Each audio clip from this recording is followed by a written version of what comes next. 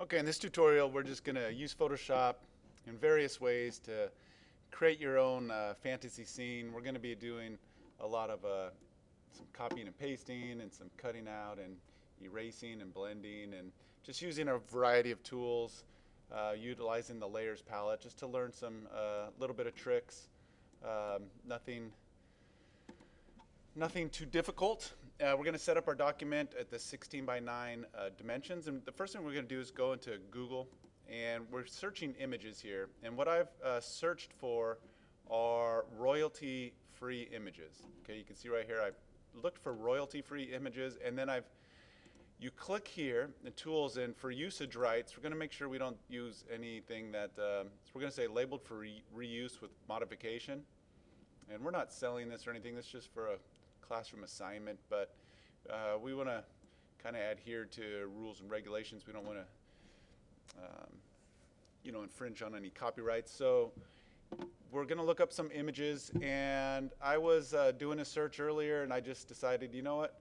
I saw these pyramids. I've always been fascinated with the pyramids. So if you click the pyramids, you'll see that you can click this and get a bigger version, and I already did in another tab.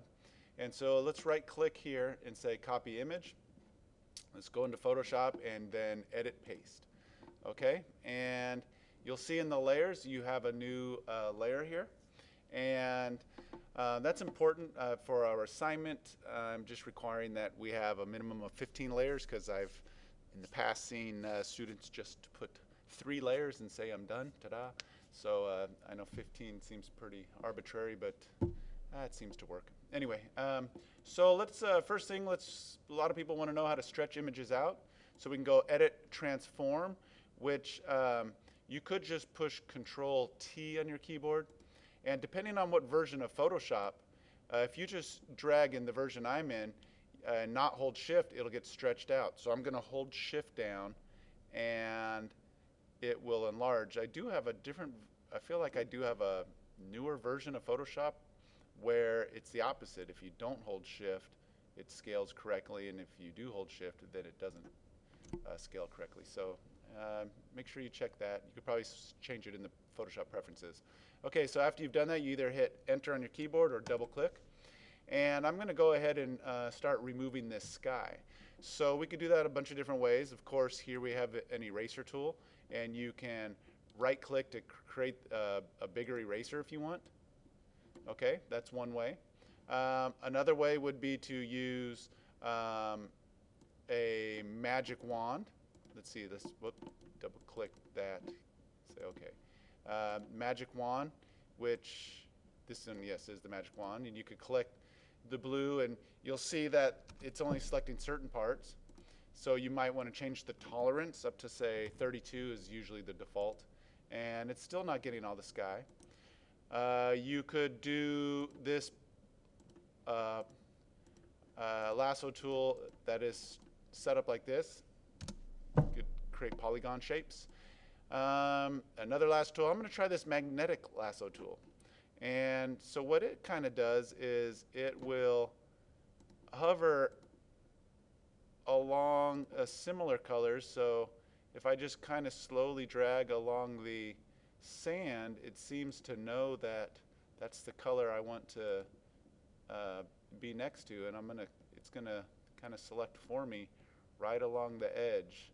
And sometimes you need to go back and readjust because it's taken a little bit more than I want of the pyramid. But it's a pretty useful tool.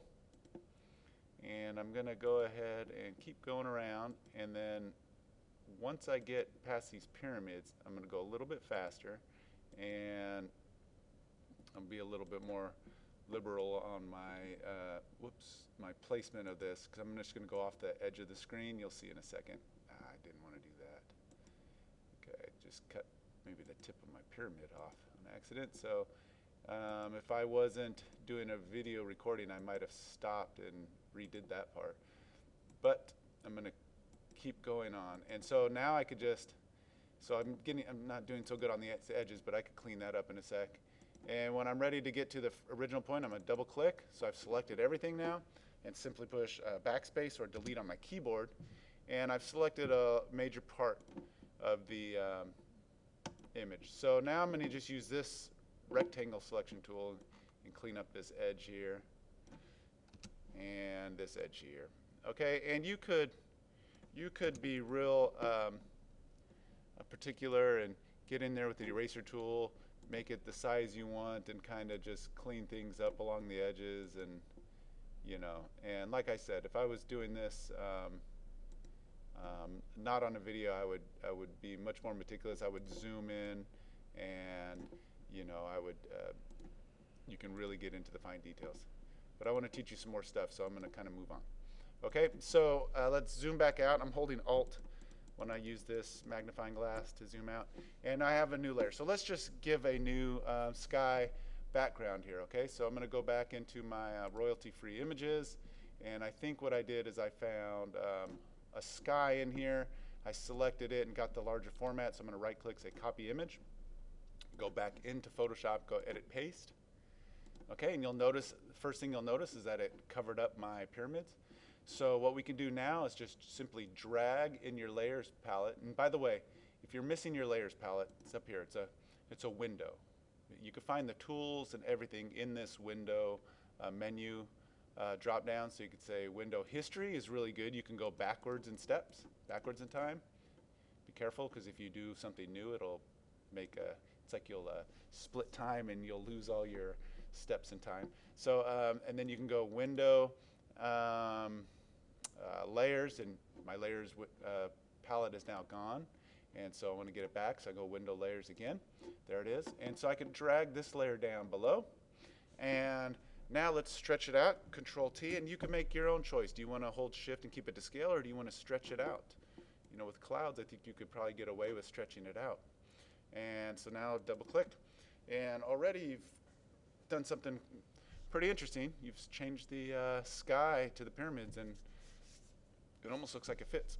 Okay, so what I'm going to do now is I'm going to stop this video because the recording software I use glitches out if I make the video too long, and then I'll come back in and I'll put some more props in here and some more things, and we'll play around with this. Maybe put a planet up in the sky. Okay, so go ahead and have fun setting up your document and beginning the fantasy scene of your choice. Okay, have fun.